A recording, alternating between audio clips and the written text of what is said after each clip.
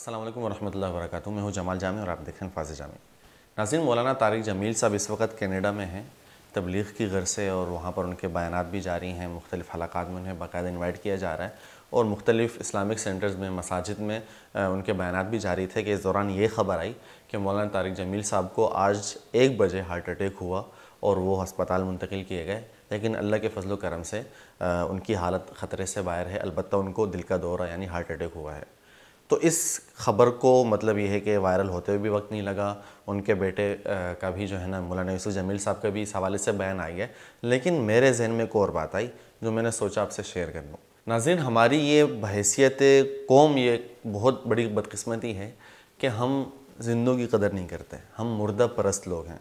जब तक एक शख्स ज़िंदा हो, जब तक एक शख्स हमारे दरमियान में मौजूद हो, तो हम उस पर तनकीद करते हैं, हम उसकी तहकीर करते हैं, हम उसके ऊपर हर तरह की जो है ना मुग़ल्लज़ात बकते हैं, हम उसका जीना हराम करने की कोशिश करते हैं। और हमें कोई फ़र्क नहीं पड़ता कि हमारी किस बात से किसको कितनी तकलीफ़ पहुंच रही है। हमारी बात की वजह से सामने वाले की जो शख्सियत है उसका मकाम कितना मुतासिर हो रहा है, या फिर उनके ख़िलाफ़ जो है ना हम जब बात कर रहे हैं तो हम मतलब ये है कि आया ये हकीकत की बुनियाद पर हम ऐसी कोई बात कर रहे हैं या फिर इसका हक़ और सच से कोई ताल्लुक़ नहीं है।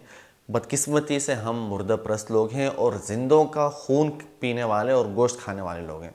मौलाना तारिक जमील साहब की मिसाल हमारे सामने है। अल्लाह तबारक व तआला ने शायद ही पाकिस्तान को इनसे बड़ा कोई कीमती हीरा दिया हो।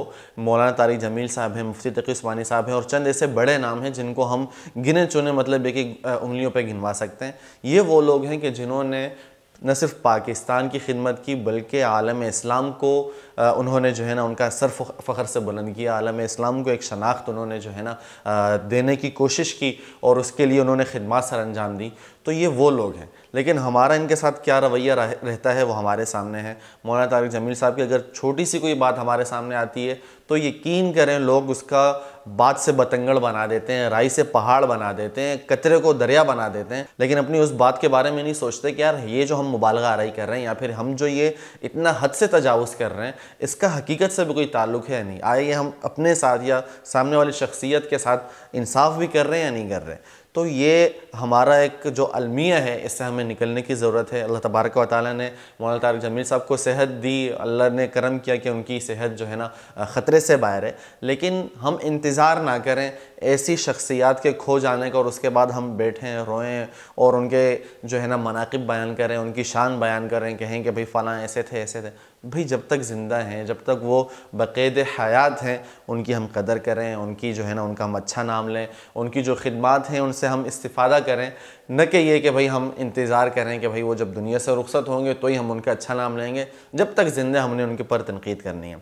आज ही की बात है कि मैंने एक जगह पोस्ट पढ़ी, उसमें ये लिखा हुआ था कि PTI के मजहबी रहनुमा तारिक जमील साहब को जो है ना हार्ट अटैक हुआ। अब देखें यार, कहाँ एक ऐसी शख्सियत को कि जो आलम इस्लाम के लिए एक जो है ना आइकन बनी हुई है, आलम इस्लाम और ख़ास तौर पे तबलीग दीन के हवाले से जिनकी खिदमत ऐसी हैं कि जिनसे अपने तो अपने गैर भी इनकार नहीं कर सकते, उनको एक छोटी सी जमात का, एक सियासी पार्टी का, जिसका कोई भी सियासी पार्टी हो जिसका कोई दीन ईमान नहीं, तो उसका मजहबी रहनुमा बनाकर बयान किया जा रहा है, वो भी इस मौके पर कि जब उन्हें आज ही के दिन में हार्ट अटैक हुआ। तो खुदारा इससे बाज आएँ।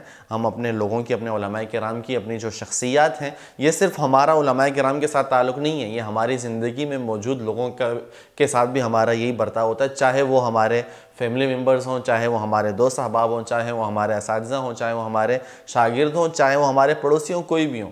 हम जब तक सामने वाला ज़िंदा होता है हमें उसकी परवाह नहीं होती। जब दुनिया से रुखसत होता है तो फिर हम जो है ना ख़ुद को भी दोष देते हैं, रोते भी हैं, पीटते भी हैं, लेकिन तब कोई फ़र्क नहीं पड़ता। इसीलिए जब तक जो ज़िंदा हैं उनकी कदर करें।